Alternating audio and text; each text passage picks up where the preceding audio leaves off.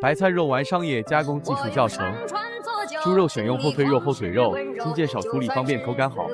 猪肉买回来处理干净，去皮后切成块，然后放入切肉机切成细条。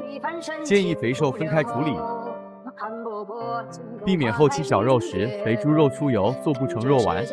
一般切2次即可进行下步操作。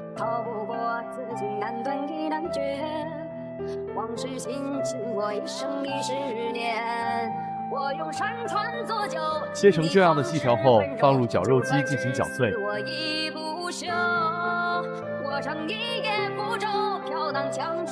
准备好1颗白菜，清洗干净，然后切成碎粒。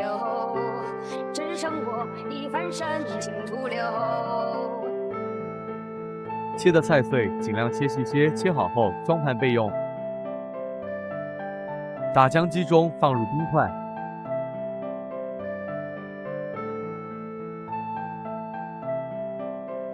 放入1半碎肉，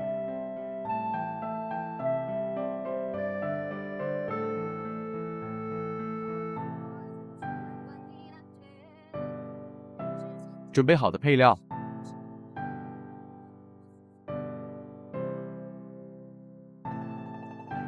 接着放入剩下的碎肉，覆盖住配料，避免打浆时配料溢出。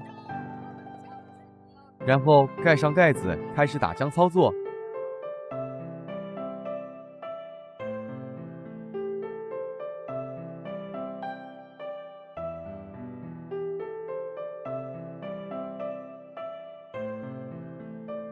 10秒钟后，放入搅拌架进行均匀搅拌。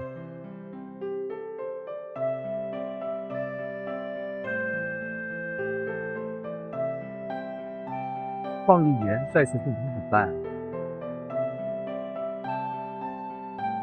经过2分钟左右的打浆操作，即可把肉浆捞出。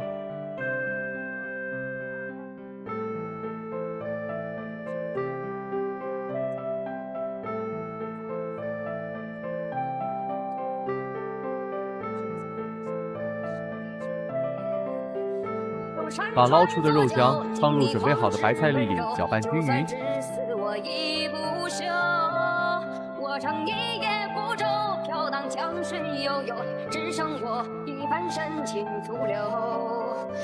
锅里准备好60度左右的热水，开始制作肉丸成型。肉丸的大小根据自己的喜好而定。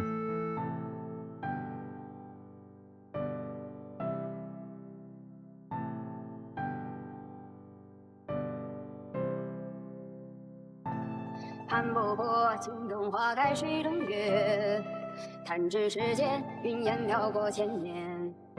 逃不过此情难断。肉丸捏好后，开始煮肉丸，要把肉丸煮熟透，方便储存。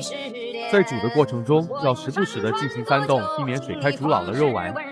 就算是死过亦不休，我乘一叶孤舟，飘荡江水悠悠。正常煮3分钟左右，即可把肉丸捞出，过冷水，增加脆感。